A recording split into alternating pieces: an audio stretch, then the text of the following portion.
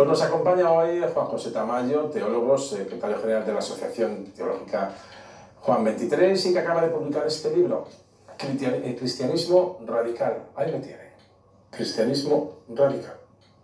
De esto vamos a hablar y de otras cosas, pero primero, bienvenido, buenas noches. Muchas gracias por la invitación. La salud del Papa, que parece que mejora, aunque tiene su edad. ¿Qué imagen cree que va a dejar como legado el Papa Francisco, al que sectores conservadores de la Iglesia y de la política lo han criticado, lo siguen criticando también en su país? Una imagen, yo creo, excelente. Es decir, que durante estos 12 años ha mostrado una actitud radicalmente crítica contra el neoliberalismo. Ha criticado también a Europa por esa falta de compasión y sensibilidad hacia las personas migrantes y refugiadas. Es el primer papa de la historia que ha escrito y ha publicado una encíclica sobre la ecología, la Laudato Si, en la que pone de manifiesto cómo debe respetarse los derechos y la dignidad de la tierra, igual que respetamos y reconocemos los derechos y la dignidad de los seres humanos. Y finalmente yo creo que ha hecho una propuesta a los cristianos y cristianas y a la propia jerarquía de que tienen que ir a las periferias humanas y no instalarse en un discurso autorreferencial y cerrado en la propia Iglesia. Es, digamos, el Vaticano tan cerrado que incluso un papa como Francisco, aperturista, no ha sido capaz de avanzar realmente en la relación de la Iglesia con la mujer, de que no tenga un papel tan subordinado como tiene en la cuestión de los homosexuales. Sí, ahí es donde yo creo que habría que plantearle una moción a la totalidad. ¿Por qué? Pues porque yo creo que sigue instalado en una institución jerárquico-piramidal patriarcal. Y ya lo decía la filósofa feminista norteamericana: si Dios es varón, el varón es Dios. Y ese componente antifeminista que ha caracterizado durante todo este tiempo, con algunos guiños, todo es verdad, con algunos guiños de incorporación de la mujer a determinadas actividades administrativas, pero yo creo que eso es uno de los más importantes déficits de este pontificado. Ya que lo saca usted, ¿Dios es varón? Bueno, ese es el gran problema, ¿no? Que hay que desmasculinizar a Dios. Y desmasculinizando a Dios se cuestiona la estructura patriarcal de la Iglesia y la propia jerarquización. Sí, sin duda ninguna, esa es la gran tarea que tenemos los teólogos y las teólogas, el desmasculinizar y proponer otra concepción y otra imagen de Dios no vinculada con hombres y mujeres. Cristianismo Radical, que es el título de este libro. ¿Era Jesucristo radical? ¿Perdón? El libro es Cristianismo Radical. Le pregunto si Jesucristo, era radical. Radical, radicalísimo. Creo que se adelanta en mucho tiempo a los críticos de la religión del siglo XIX y critica la ley, critica el templo, critica el sacerdocio, critica todas las estructuras que definen lo que es una religión y en concreto la religión judía, y sobre todo la denuncia permanente y constante de todos los poderes: el poder político, el poder religioso, el poder divino. Incluso la actitud de Jesús es de sentirse incómodo con Dios, porque hay un momento en el cual pide ayuda y protección y Él no se la da, ¿no? Y en ese sentido, ciertamente, la radicalidad de Jesús ha sido secuestrada por los funcionarios de Dios y los defensores del templo. ¿Y quiénes son esos mercaderes del templo, esos funcionarios, los que han construido las bases del Vaticano? Claro, ahí está el problema. Hay que identificar con nombres y apellidos a esos funcionarios de Dios y a esos defensores del templo. ¿Y quiénes son? Pues todos aquellos figuras, todas aquellas instituciones que dentro de la Iglesia Católica han traicionado el cristianismo liberador originario. y por supuesto también funcionarios de Dios y defensores del templo, las instituciones políticas que han intentado manipular a la religión en su propio beneficio. ¿Cuándo empieza a manipularse el mensaje de Jesús? Es decir, desde ya el principio, desde su muerte. No, yo creo que no. Yo creo que por lo menos a lo largo de 2 siglos después de la muerte de Jesús se va a mantener en la Iglesia Católica una cierta democracia. Es decir, los obispos eran elegidos por el pueblo, ¿no? Por la propia ciudadanía. Las mujeres jugaron un papel muy importante en los primeros siglos del cristianismo. Se considera que en el Asia Menor María Magdalena tenía tanta autoridad como el propio Pedro, considerado pues el primer papa. Es decir, se deteriora y se pervierte el cristianismo cuando se vincula al poder y cuando se jerarquiza y cuando se clericaliza y dogmatiza. Es decir, el clericalismo, el dogmatismo y el patriarcado son los elementos que pervierten radicalmente el cristianismo originario. El Antiguo Testamento judío es de la venganza, es machista. El Nuevo Testamento es otra cosa, aunque Jesús solo tuvo discípulos varones. Bueno, ahí hay una concepción que yo creo que es muy discutible. Es decir, la Biblia hebrea, a mí me gusta hablar más de Biblia hebrea, porque decir Antiguo Testamento pues es algo como que pertenece al pasado y que está ya superado. Un poco antiguo, sí, claro, evidentemente, pero el nuevo también está superado porque han pasado 21 siglos desde que se escribió, ¿no? Entonces, para mí, la Biblia hebrea hay que leerla dialécticamente. Es decir, que interpretándola. Evidentemente no se la puede leer de manera fundamentalista. La lectura de la Biblia hebrea leída fundamentalistamente, pues resulta que justifica la violencia contra las mujeres, justifica la guerra santa, justifica todo lo injustificable. Pero es muy importante, yo creo, que se aplique una hermenéutica desde la perspectiva de los derechos humanos. Y por supuesto, el cristianismo puede considerarse que es un avance sobre el judaísmo. Relativamente. Hay que tener en cuenta que el cristianismo surge de los movimientos de renovación del judaísmo. Pero claro, hay determinadas interpretaciones dentro de la Biblia cristiana que son igual de violentas que las del judaísmo. Por ejemplo, cuando se dice que Cristo muere por todos y que al mismo tiempo era necesario para cumplir la voluntad de Dios que se produjera la muerte de su hijo, con lo cual, claro, un Dios que defiende la muerte de su hijo pues es mucho más violento que el propio Moloch. De las muchas cosas que te chocan, a mí es lo de Abraham con Isaac lo que no puedo entender. Es decir, lo de Abraham con Isaac. Es decir, que un padre oiga voces y por esas voces esté dispuesto a matar a su único hijo porque se lo dice unas voces que son Dios, hasta que le dicen aquello de detente, Abraham, que tu fe está comprobada. A mí cuando me leían de pequeño aquello, a mí aquello no me gustaba nada. O sea, que hubiera un Abraham que estaba dispuesto a matar a su hijo porque Dios se lo decía, a mí que me lo diga Dios o la Virgen María, es mi hijo. ¿Cómo interpretamos eso? Bueno, yo creo que hay que interpretarlo desde el punto de vista psicológico, psicoanalítico o psiquiátrico, porque otra explicación no tiene. Y claro, nos hemos fijado, y esa es una de las actitudes o una de las interpretaciones críticas que hay que hacer de la Biblia hebrea, ¿no? Porque claro, nos centramos solo en la parte de que sacrifica Abraham a su hijo Isaac, pero no nos fijamos en el punto de partida de la figura de Abraham, que es el que abandona la tierra de sus padres y va al lugar que Dios le va a indicar. Es el profeta de la esperanza y es el que inicia toda la andadura hacia la utopía de otra tierra que el pueblo quiere conseguir.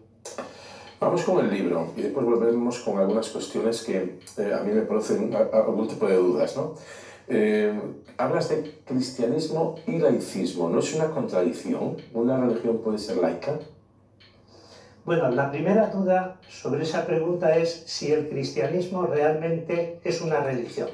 Un debate que tuvimos finales de la década de los 60 y principios de los 70 con distintas versiones. Pero ciertamente, si el cristianismo es una religión, es otra religión, otro tipo de religión.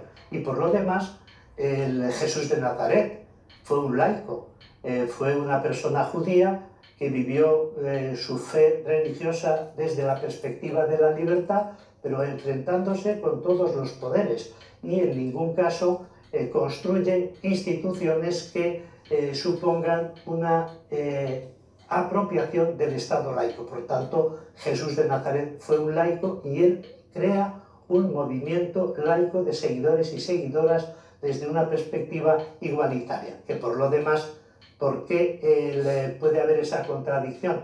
Porque se ha dado una falsa interpretación de lo que es el laicismo. El laicismo no es ateísmo, el laicismo no es agnosticismo, el laicismo no es persecución a la religión, sino que es el reconocimiento de la autonomía de todo lo temporal. Pero digamos, en el laicismo también hay un poco de agnosticismo. Agnosticismo es, a mí no me consta.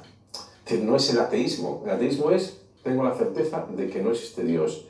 El creyente, la fe, es lo contrario. Tengo la certeza de que no existe Dios. Yo creo que casa más con el laicismo, aunque entiendo que el laicismo es la separación de lo privado y lo público, del Estado, por así decirlo, y la sociedad y la religión, pero el agnosticismo no es decir no creo en Dios. Es decir, no tengo pruebas que me lleven ni a la creencia de Dios ni a la no existencia de Dios.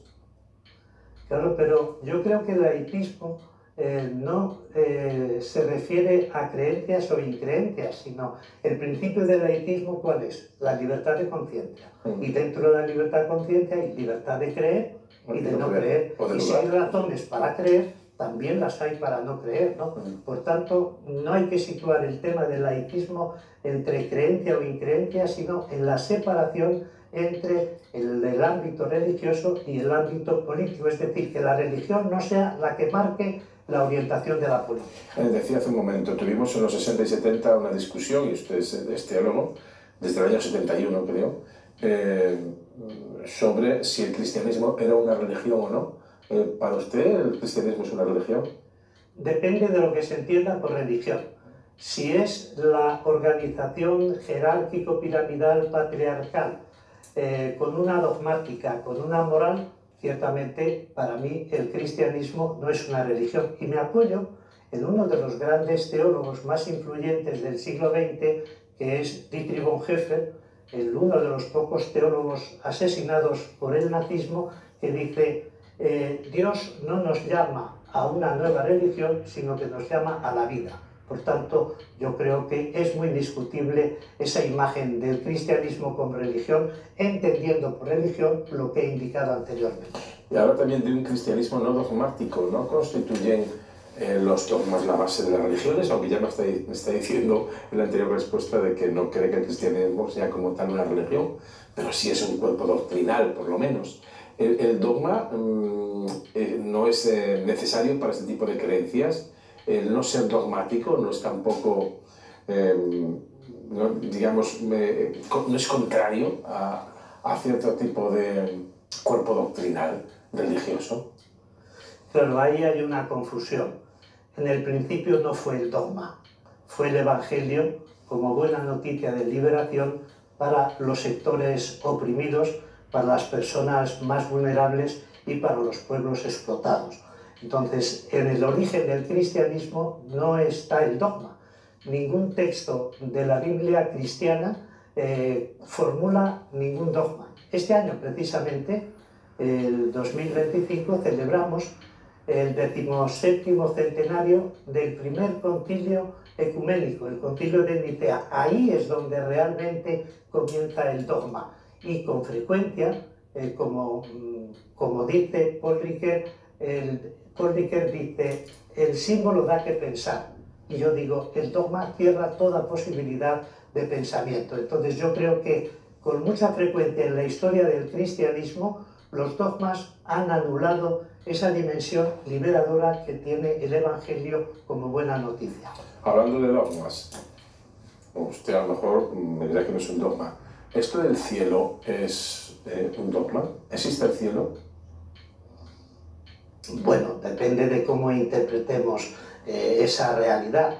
Si se interpreta desde el punto de vista astronómico, pues lógicamente parece ser que hay un cielo. Bueno, en términos religiosos, ¿hay cielo o no hay cielo? En el término religioso, claro, la construcción de lo que antes llamábamos los novísimos, cielo, infierno y gloria y juicio, pues es una construcción muy posterior, ¿no?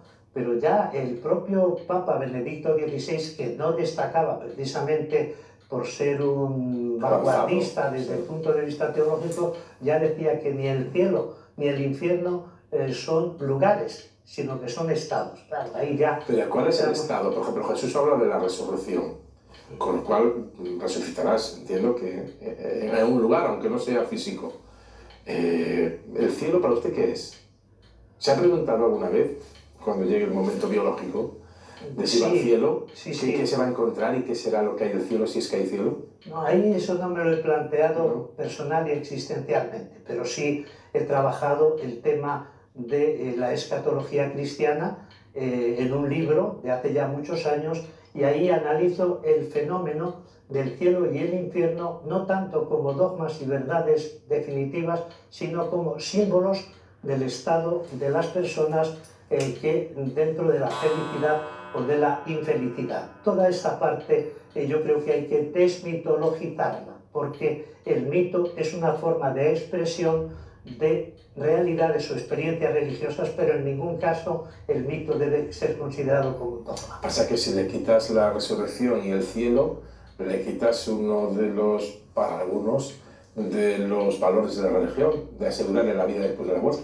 Nos vamos a ver, yo no voy a quitar al cristianismo la resurrección, porque es una de las verdades o de los principios fundamentales que va a desarrollar de manera especial el primer teólogo del cristianismo, que es Pablo de Tarso, ¿no? Pero una cosa es la resurrección como la vuelta a la vida de un cadáver en las mismas condiciones en que vivía antes de morir, Lázaro. que otra forma de entender la resurrección es, pues eso, el encuentro con la totalidad, la realidad nueva en la que se abre un horizonte a la historia. Es decir, la resurrección en realidad lo que pone de manifiesto es que la historia no está cerrada, sino que se abre a un futuro nuevo que afecta no solamente a los seres humanos, sino a la propia naturaleza. Yo recuerdo, pues yo creo que iba a un colegio de monjas o en un colegio militar, hemos llevado en Pontevedra, y un día la monja nos pregunta qué es para nosotros el cielo. Y yo, como un niño de 7 o 8 años, le dibujé pues, un mar de nubes con un escalestri, un balón de reglamento y una bici. O sea, es para los niños es un cielo. Y ella nos echó un poco la bronca diciendo, no, el cielo es la contemplación eterna de Dios. Aquello a mí me parecía un poco aburrido, sobre todo para decírselo a un niño de 7 años. Entonces empecé con esto del cielo a tener serias dudas. No solo de que exista, sino que es la contemplación eterna de Dios. Pues oye, a lo mejor no es el mejor sitio para irse después de este mundo. Claro, porque yo creo que el origen de la creencia en el cielo y en el infierno no es un problema de inmortalidad o de pervivencia después de la muerte, sino que es un problema de práctica de la justicia. Es decir, en la historia de la humanidad pues hay personas que han cometido verdaderas aberraciones contra otros seres humanos, y resulta que al final, después de la muerte, ya no hay nada.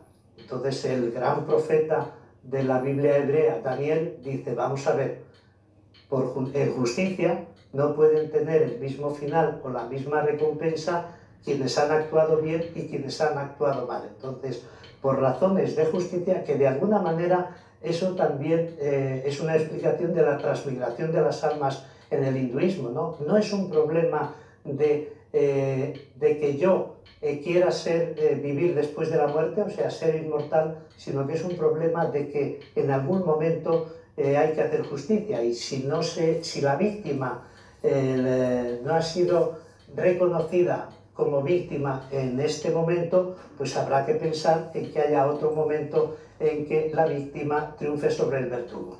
Pero lo cierto es que, primero, el cielo hay una explicación un poco complicada. El purgatorio existe o no existe, pero como lo entendemos, el infierno no. Ni el más malvado del mundo va a estar eternamente en una caldera. Hombre, la práctica de la Iglesia Católica es que se canoniza a personas que han sido un ejemplo de vida ética a seguir, pero en ningún caso hay ninguna afirmación de una persona que haya dictado un papa que sea condenado, ni siquiera Judas. Por tanto, el cielo es un proyecto de salvación, mientras que el infierno puede ser una posibilidad, pero ningún papa ni ninguna institución eclesiástica ha dicho este que ha sido un malvado va al infierno para la condenación eterna. Digamos que los dogmas de la Iglesia han tenido que corregirse o adaptarse a los tiempos. Cuanto más avanzado el conocimiento científico, más ha retrocedido los dogmas de la Iglesia, desde Copérnico, desde Servet. Es decir, cuanto más avanza la ciencia, más retrocede o tiene que adaptarse a los tiempos los dogmas de la Iglesia. ¿Esto es así? Yo creo que de lo mismo que utilizamos la interpretación para los textos revelados de la Biblia cristiana y la Biblia judía, o el texto revelado también del Corán, hay que interpretar los textos, los dogmas, a la luz de los principios de nuestro tiempo. Es decir, que por tanto, ya desde hace mucho tiempo, desde que yo estudiaba teología en un seminario del norte de España, ya se hablaba de la evolución de los dogmas. Es decir, no se pueden considerar los dogmas como en su propia formulación, como verdades que es necesario creer de una manera sumisa, sin ningún tipo de razonamiento y de interpretación. Te hemos hablado del papel de la mujer en la Iglesia. De las relaciones homosexuales o sexuales también. ¿Por qué hay esa obsesión de la Iglesia? ¿De dónde sale esa obsesión del sexo como algo pecaminoso? Sean heterosexuales o homosexuales. ¿Eso de dónde sale? ¿Y por qué no lo corrige la Iglesia? Pues al menos no sale de la Biblia cristiana. Es decir, la sexualidad en la Biblia cristiana y en los primeros siglos no tenía especial relevancia, ¿no? Porque se consideraba que era una experiencia personal, era una actitud que no tenía nada que ver con las creencias o las increencias, ¿no? Entonces yo creo que ese es uno de los grandes problemas que tiene la jerarquía católica, pero además de manera uniformada, porque en este tema del matrimonio igualitario, del LGTBIQ, todos los jerarcas, todos van a una condenándolo, ¿no? Y yo pues le recordaría aquel verso de Eduardo Galeano, me parece que es cuando afirma, dice la ciencia, el cuerpo es una máquina, dice el mercado, el cuerpo es un negocio, dice la Iglesia, el cuerpo es pecado, dice el cuerpo, yo soy una fiesta. Si ese principio, esas cuatro afirmaciones se incorporaran al magisterio de la Iglesia desde el punto de vista de la sexualidad, pues se hubiera conseguido la felicidad de la mayoría de las personas que están pues esclavizadas por esa conciencia de pecado en relación con la sexualidad. ¿Jesús en algún momento tuvo algún tipo de relación sexual? Se habla de María Magdalena más que como alguien con la que habla y a la que perdona. No sé si viene de ahí o de una adúltera, ¿no? De María Magdalena diciendo que el que esté libre de pecado tiene la primera piedra. Me parece que es en otro caso. Es de la adúltera. De la adúltera. En cualquier caso, digamos, la relación no quedó ahí un poco difuminada, la relación con María Magdalena. ¿María Magdalena era una prostituta? Bueno, claro, esas son interpretaciones posteriores. Era necesario reconocer a una persona cercana a Jesús como el conjunto de todas las virtudes, que es su Madre María, y al mismo tiempo el contrapunto de una mujer que era el símbolo de la pecaminosidad desde el punto de vista sexual, y de esa manera pues establecer ese contrapunto, ¿no? Pero yo creo que la teología feminista ha recuperado otra imagen completamente diferente de María Magdalena. Incluso se puede decir que, como indiqué anteriormente, en los 2 primeros siglos hubo una iglesia de María Magdalena, que era una iglesia más igualitaria, en la que las mujeres tenían el mismo protagonismo que los varones. El celibato es una lacra para la Iglesia. Sin duda ninguna. En este ¿Y por qué momento, no se aborda? ¿eh? ¿Por qué no se aborda? Es decir, un cura, un sacerdote, un pastor, ¿no sería mejor consejero de lo difícil que son las relaciones en pareja si tuviera experiencia de relaciones en pareja? Porque ¿qué consejo le va a dar un matrimonio a alguien que no sabe de qué va la vida en pareja? Bueno, pero aparte de eso, que es verdad, yo creo que la libertad de formar pareja es una opción personal, que no se puede reprimir a ninguna persona por muy sacerdote, obispo o papa que sea, ¿no? Por tanto, yo creo que esa incompatibilidad entre sacerdocio y celibato no es intrínseca al cristianismo, sino que es una elaboración muy posterior, precisamente por razones económicas, para que de esa manera los bienes de los sacerdotes pasaran a la Iglesia y no pasaran a sus herederos y a sus familiares, ¿no? ¿Viene de Nicea también o es otro concilio el que dice no pueden tener relaciones los...?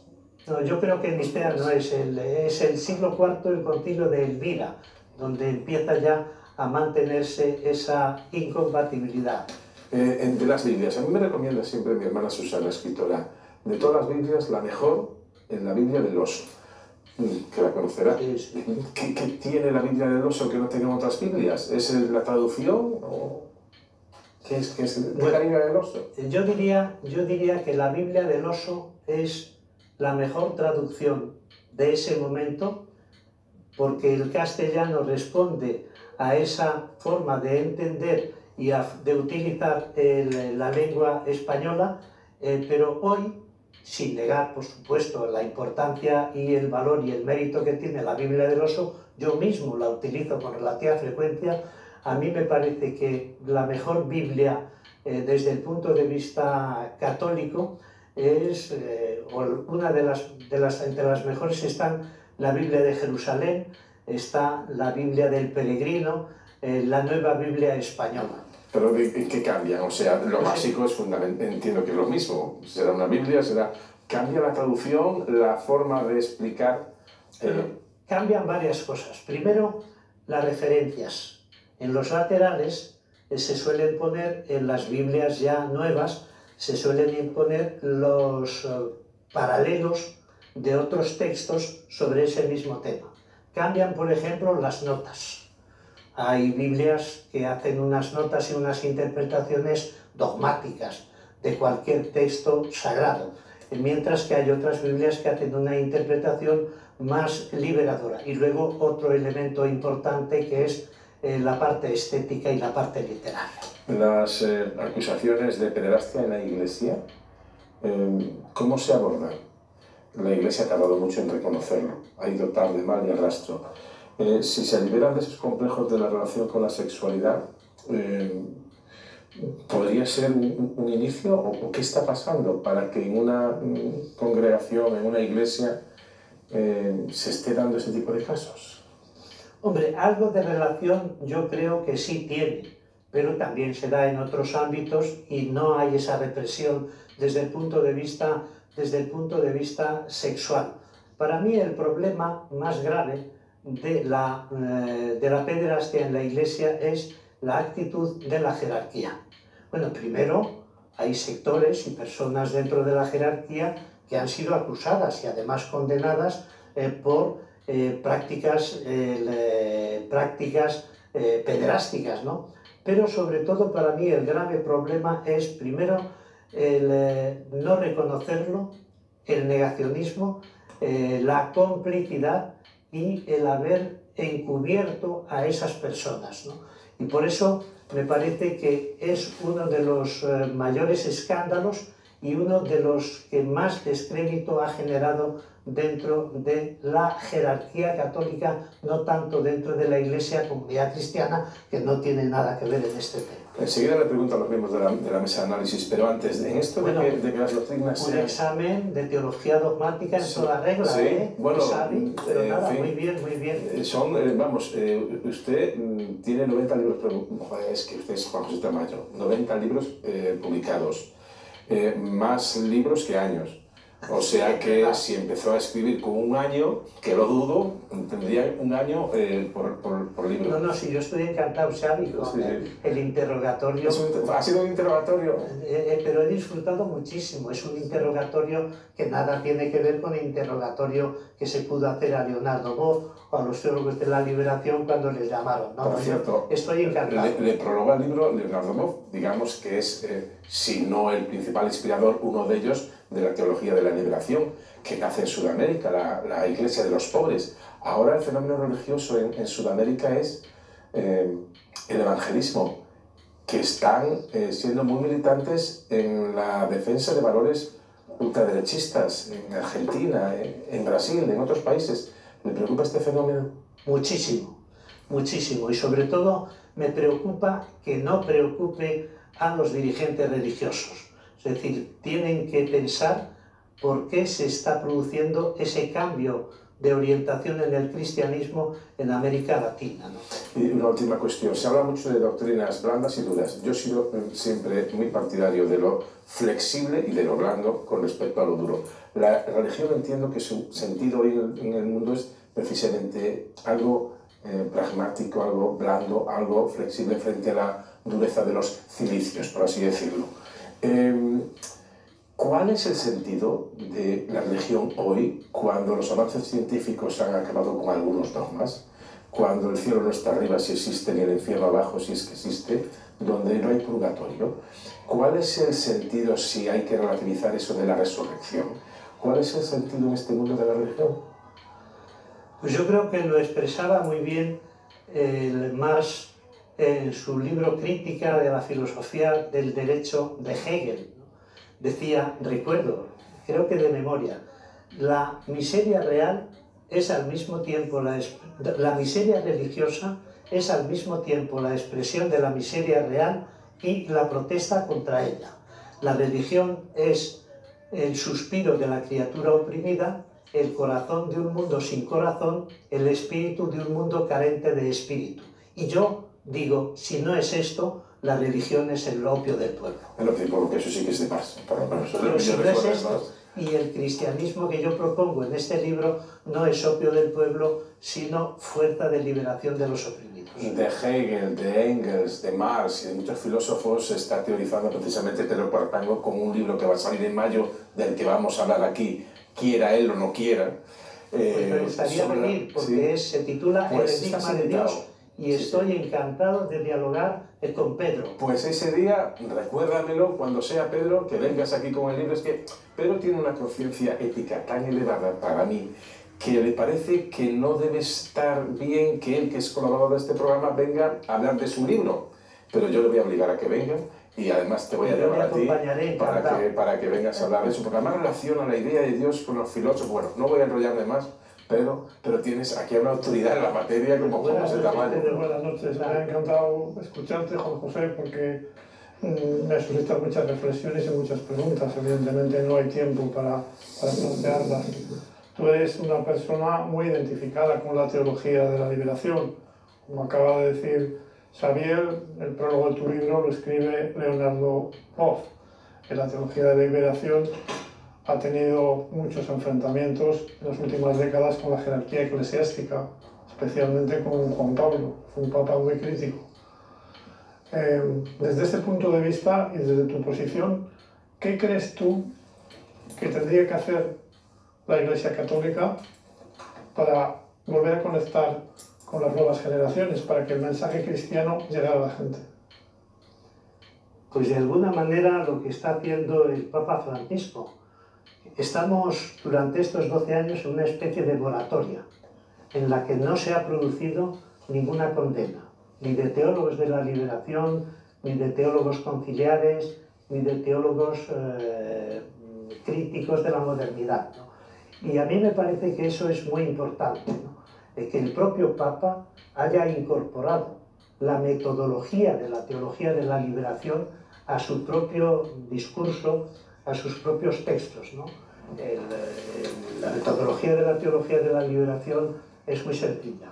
Análisis de la realidad, juicio crítico sobre la realidad, interpretación liberadora de los textos revelados y orientación hacia la praxis. Yo creo que esa metodología que está aplicando el Papa Francisco es la que más conectaría con la ciudadanía y también con los jóvenes y evitaría pues esa sangría de personas creyentes que hacen mutis por el foro y se desvinculan totalmente del cristianismo. Alejandro. Sí, señor Tamayo, pues ha sido desde luego que ¿qué tal? un placer escucharle también. Te agradezco, Fortes, porque en la televisión pública se tenga una conversación de este tipo, y la verdad es que me ha gustado mucho. Me han dado ganas incluso de sumarme Pues súmate ahora. Desde el interés que yo humildemente sí que encuentro argumentos en la Biblia hebrea para encontrar cosas que me conmueven del pacto que tiene Dios con su pueblo, de la redención, de que se empieza a hablar de la misericordia. Ya en el Levítico aparece el amar los unos a los otros, ¿no? Amar al prójimo como uno mismo. Bueno, desde mi más humilde opinión le pregunto si, por su conocimiento, ¿dónde cree que se va a orientar el Espíritu Santo en el próximo cónclave? Esperemos que sea dentro de mucho y que el Papa se recupere, pero si usted cree que dentro de la Iglesia sería más fácil una línea continuista de lo que hemos vivido con Francisco, si van a ir más allá, se ha hablado muchas veces del primer Papa negro, el primer Papa africano, o si por contra, para que todo el mundo nos entienda, va a volver un Papa italiano que ponga orden en la casa. O alemán. O alemán. Bueno, yo la verdad es que no quiero aventurar ninguna propuesta porque posiblemente pues, me frustraría y entraría en un estado de depresión bastante profunda, ¿no? Pero yo creo que la ley de la historia, tanto desde el punto de vista político como religioso, dice los procesos de cambio y de reforma son muy cortos y los procesos de conservadurismo y de involución son muy largos. Entonces, hemos tenido un proceso de involución 33 años, con Juan Pablo II y Benedicto XVI, hemos tenido un proceso de reforma, bueno, que yo creo que ha sido muy importante con el Papa Francisco. Mucho me temo que al menos el próximo Papa no va a seguir esa orientación profética tan valiente y tan comprometida del Papa Francisco, pero bueno, vamos a ver cómo están las cosas. Y lo que sí que te pediría, Alejandro, es que no metiéramos en este asunto de la elección del Papa al Espíritu Santo, porque suele salir bastante mal parado. Estrella. O sea que usted augura un retroceso otra vez, y por tanto un retroceso de periodo largo, por el timing del que usted ha hablado, ¿no? Bueno, sí, pero es un augurio que tampoco tiene ningún fundamento, porque yo no estoy dentro del cuerpo cardenalicio ni me relaciono a diario con personas que tengan ese poder de elección del Papa, ¿no? Pero sospecho, ojalá no sea así. Ciertamente, yo por eso quiero que el Papa siga viviendo, y me ha dado mucha alegría saber que ya está superando el estado crítico, porque, digámoslo claramente, queridos amigos y amigas, ¿no? El Papa no solamente es un referente religioso, sino que es amigos y amigas, ¿no? El Papa no solamente es un referente religioso, sino que es, desde el punto de vista moral, que está iluminando muchísimos problemas y que está denunciando situaciones totalmente injustas. Aunque se ha dejado temas en el camino, como la presencia de la mujer, ¿no? Ah, sí, claro. Pero eso ya lo he dicho, que ese es uno de los grandes déficits de este papado. Una vez llegó a decir que el feminismo es como el machismo con faldas. Luego se arrepintió y dijo que había sido pues de manera precipitada. Sí. Pero bueno, pues de ahí... Una última cuestión muy breve, si puede ser, señor Tamayo. El cristianismo nace en unas tierras que ahora están asistiendo a un genocidio. Israel, no digo el pueblo judío, digo Israel, está ahora mismo masacrando, matando a decenas de miles de mujeres, de niños, de hombres. ¿Hay algún significado que la tierra que alumbró un mensaje de paz y de concordia sobre el prójimo esté ahora atravesada por este odio? Sí, yo creo que tiene una explicación, y es el trasfondo religioso del genocidio de Netanyahu contra el pueblo de Gaza. Trasfondo religioso, ¿por qué? Porque es que si ustedes observan la secuencia y la evolución de esta situación desde el 7 de octubre del 2023, si ustedes observan, se ha pasado primero del sionismo, que es esta doctrina que dice que Palestina es del pueblo de Israel, por eso de pueblo elegido, tierra prometida. Del sionismo se ha pasado al colonialismo, del colonialismo al genocidio, del genocidio ahora mismo a la limpieza étnica. Y todo eso está basado en una serie de textos de la Biblia hebrea que deben ser interpretados a la luz de la no violencia y de los derechos humanos, y no a la imagen de ese Dios que justifica la violencia contra quienes no creen en él. Pues aquí lo dejamos, ha sido una conversación más que entrevista, interrogatorio muy interesante. Queda convocado para cuando estemos aquí para hablar del libro de Pedro Cuartango sobre la existencia de Dios o la idea de Dios. El libro se titula El enigma de Dios. El enigma de Dios, porque Dios es un enigma, entiendo, ¿no? Es un enigma. Bueno, pues Juan José Tamayo, vamos, como hacemos siempre cuando acabamos una entrevista con un autor, a enseñar a la cámara el libro, El cristianismo o cristianismo radical, de Juan José Tamayo. La editorial es Trota. Con los tres. Bueno, pues muchísimas gracias y hasta... Yo creo que en mayo vamos a hacer el encuentro, ¿vale? De acuerdo, muchas gracias a ustedes, buenas noches. Muchísimas gracias. Bueno, pues hasta aquí.